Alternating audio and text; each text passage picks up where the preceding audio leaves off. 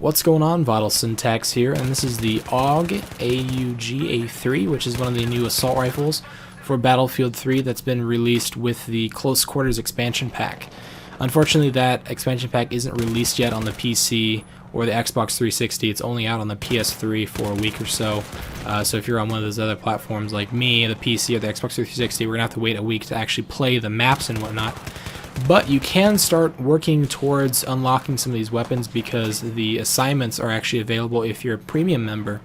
So if you don't know, Battlefield recently launched a new premium service which basically costs $49.99, $50, and it gives you access to all the expansion packs that are going to be released in the future, as well as this most recent one, Close Quarters, and Back to Karkan, the previous one. And it also gives you a couple other exclusive items like dog tags and things like that. And if you buy that service, even though the expansion pack hasn't been released, you can actually start working on the assignments to unlock these weapons, as well as unlocking the dog tags and other things like that, which is kind of cool that we can at least use some of the weapons, although we can't play on the maps quite yet, even though they are only on the PS3 right now.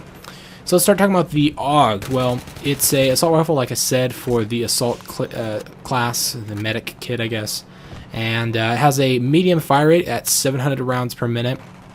So it's kind of dead in the middle if you think about it. Like something like the AEK comes in around 900 rounds per minute, and something like the FAMAS 1,000 rounds per minute, and then something lower like the G3 at 500 rounds per minute, or the AK-74 at 600 rounds per minute.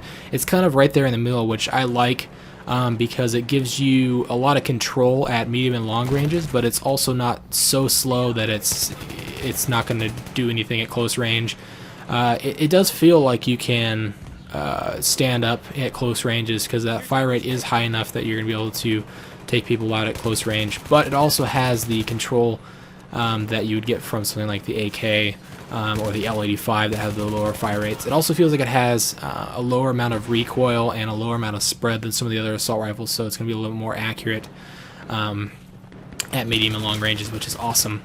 So as far as attachments go, I would probably recommend the holographic sight, since it has a slightly higher magnification than the red dot and the Cobra, and the heavy barrel and foregrip, or maybe just the heavy barrel by himself. And I don't know how that was an enemy that I just looked at, and I don't know why he didn't kill me.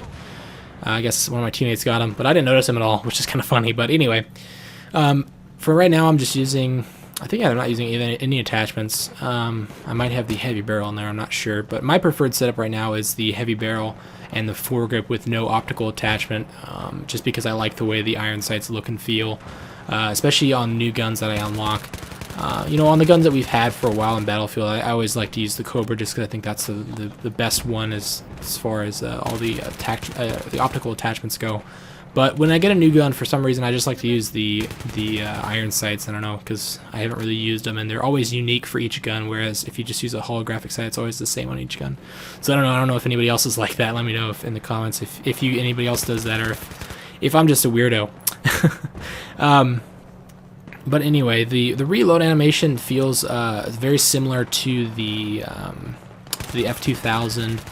You can see it's a Bullpup weapon, so that means that the weapon reloads behind the trigger, and that gives you a couple advantages in Battlefield 3. The first one is that while you're strafing or moving while you're shooting, it actually has a slightly less of an impact on your accuracy. If you're using something that's not a Bullpup weapon, then you're going to be a little bit less accurate, actually probably a lot less accurate when moving and firing, especially with something like an LMG.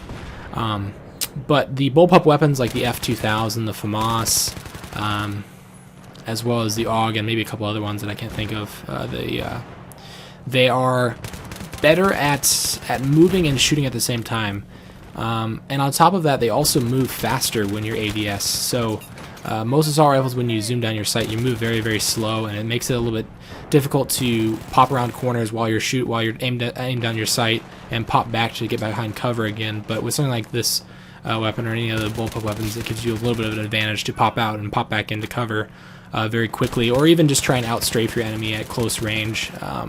And just try and maneuver and dodge their bullets type of thing. So that's always an advantage and a plus. So overall, I think this is actually one of my favorite assault rifles so far. I'll have to give it a little more go. I don't necessarily think it's the best one. I still think the M16A3 is the best overall assault rifle, but this one is my favorite as of right now. So I'll keep using it, and hopefully make some more videos on it. So thanks for watching, guys. If you enjoyed the video, feel free to give me a like or a favorite, and make sure to subscribe to see the upcoming videos where I cover some more of the assault rifles and some of the other new weapons that were released with Close Quarters Expansion Pack.